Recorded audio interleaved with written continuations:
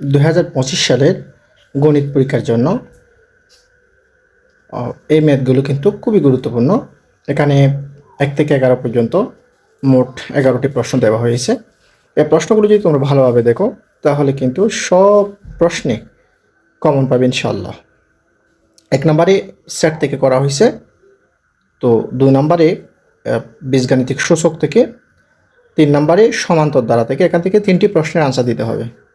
খুবই গুরুত্বপূর্ণ ম্যাথ, ভালোভাবে করে ফেললে আশা করি এখান থেকে 2টা ম্যাথ তোমরা অবশ্যই দিতে পারবে।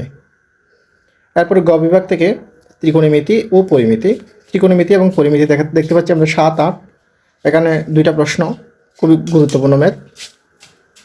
2020 থেকে 2024 সাল পর্যন্ত সবগুলো প্রশ্ন কম্বাইন করে এই প্রশ্নগুলো করা হয়েছে।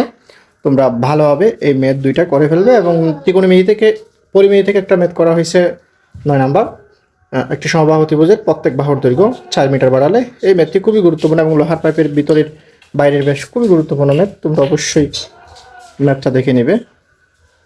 এরপরে গ বিভাগ পরিসংখ্যান থেকে 2টা প্রশ্ন করা হয়েছে। এই 2টা প্রশ্ন করলেই একদম কমন পড়বে, শিওর। যে কোনো একটা ম্যাথ তোমরা কমন করতে পারবে। 10 এবং 11 থেকে একটা ম্যাথ করতে হবে। এরপরে খ বিভাগ থেকে জ্যামিতি। জ্যামিতি করতে অনেকে ভয় পায়।